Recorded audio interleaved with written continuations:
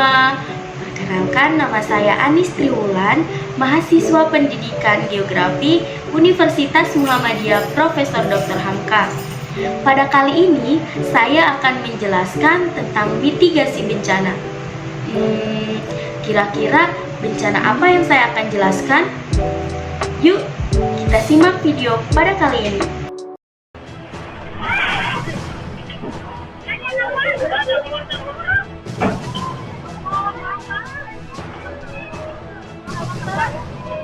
Kembali kami hadirkan pemirsa detik-detik terjadinya gempa bermagnitudo 5,6 yang mengguncang Cianjur pada pukul 13.21 waktu Indonesia Barat yang terekam kamera pengawas milik warga.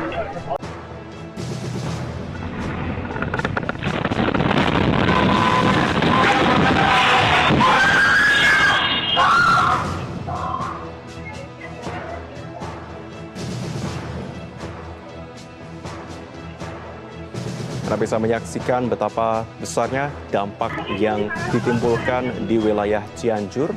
Gambar yang kami tangkap ini pemirsa melalui kamera pengawas yang menunjukkan detik-detik terjadinya gempa yang menimbulkan kerusakan dan kepanikan warga. Yang menyebabkan hingga hari ini tercatat 162 orang meninggal dunia. Tayangan video yang baru saja ditampilkan merupakan bencana alam, yaitu gempa bumi. Apa itu gempa bumi? Gempa bumi merupakan getaran yang terjadi di permukaan bumi akibat pelepasan energi dari dalam secara tiba-tiba yang menciptakan gelombang seismik. Gempa bumi juga biasa disebabkan oleh pergerakan kerak bumi. Lalu, mengapa terjadi gempa di Cianjur? Dilansir dari berita bogorkab.go.id di BPBD Kabupaten Bogor bahwa Kepala BMKG menyebutkan gempa magnitudo 5,6 di Cianjur diakibatkan dari pergerakan sesar Cimandiri. Nah, kira-kira apa sih yang harus kita lakukan dalam menangani atau menanggulangi bencana tersebut? Yang harus kita siapkan yang pertama yaitu sebelum gempa bumi.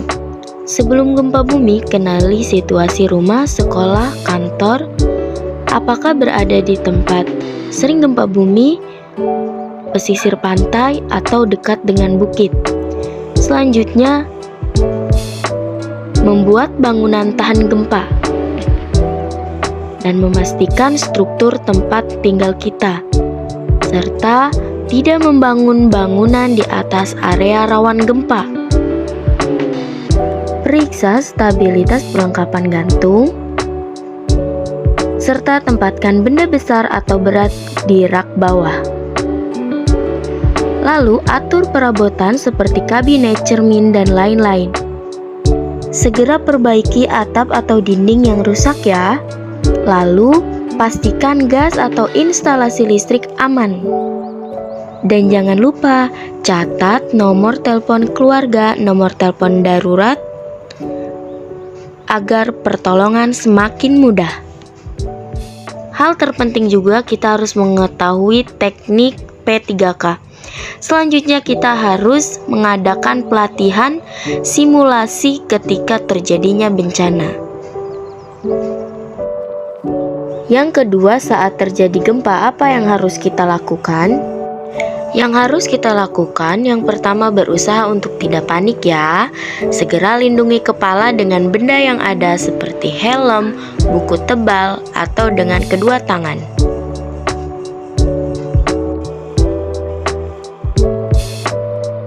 Selanjutnya, jauhi jendela, pintu, dan benda-benda dari kaca. Selanjutnya, matikan semua peralatan yang menggunakan listrik untuk mencegah kebakaran. Jangan mendekat bangunan tiang listrik, jembatan, atau jalan layang ya. Hindari juga rekahan tanah. Jika kalian sedang daerah pegunungan, hindari daerah yang mungkin longsor. Dan jika sedang berkendara, segera menepi dan berhenti. Jika menggunakan mobil, tariklah rem tangan. Akan tetap tenang tapi selalu waspada ya.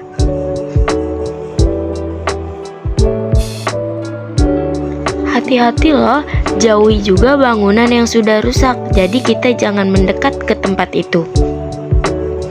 Yang ketiga, pasca bencana gempa. Yang pertama, lakukan bantuan pertolongan pertama jika ada orang yang terluka ringan.